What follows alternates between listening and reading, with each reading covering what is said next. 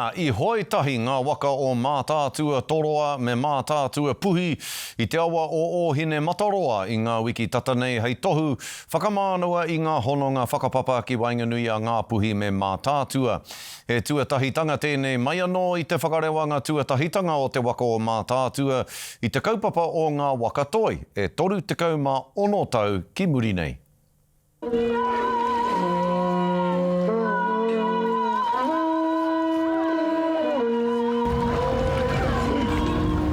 Tino ngako o tēnei kaupapa, te whakarewatanga I tō tātou waka Mātaatua.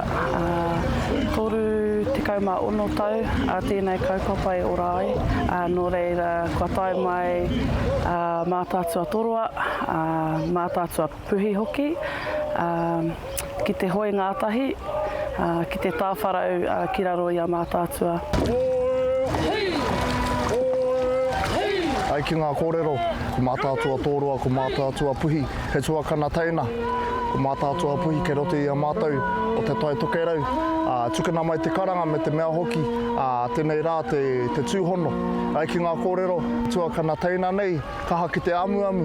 O reira aini pia tēnei āhuatanga, he whakatau I tērā o ngā āhuatanga. He tui I ngā here. Me te mea hoki, e tahi o mātou, koe nei te wātua tahi, ko tai mai ki konei, nō reira he tui ngā here kaupapa, ngā kaupapa waka, ngā here kaihoi, kamutu te whakapapa nei a Mātaatua Toroa ki a Mātaatua Puhi. He tino haka hirahira, I te mea kua roa mātou e noho wehe ana.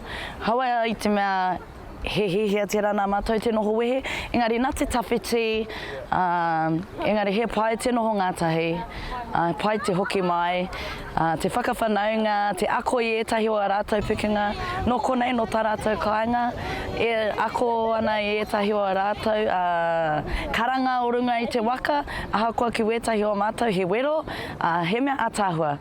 Because kahana rātou te hara mai ki te Tai Tokerau, ka tini o rātou āhuatanga kia rite mai ki a mātou Tai Tokerau, nā e tikana kia pēnā no ki mātou I tā mātou tainga mai ki konei. Hoka ki mua, rita kia rite! Kei a mātou tētahi waka Ōhine Moana e noho ana ki te taha o Mātaatua I roto I te whakaruruhau nei. Mō ngā rangatahi, e mōhio ana tātou ko ngā tāne anake ka whai kupu I konei, ka noho hoki ki runga I a Mātaatua waka, engari kei reira Ōhine Moana. Mā mātou ngā wahine mō ngā rangatahi hoki hei ako, hei noho ki Wainganui I ngā whakaauenga, pēnei ngā kaihoi nei. Ko maha ngā rangatahi ko piri mai, nā runga I te āhuatanga o te kōtiti, te haere, o rātou mātua kāri I tina whai tēnei huarahi. Nō reira, ko tā tātou he whakarite, he para I tētai huarahi e pai I tā rātou whai mai I a mātou, mātou ngā I o mātou mātua, o mātou kaumātua o roto I te kāinga.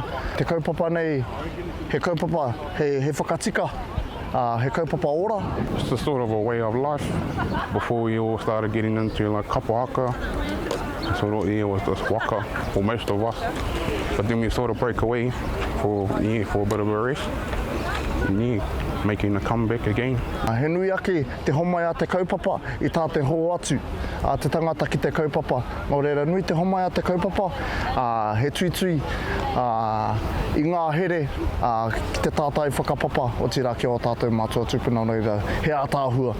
Me te mea hoki, hore kauhe kupu, te taia te whakairo, I tēnei mea te aroha ki tō tātou kaupapa.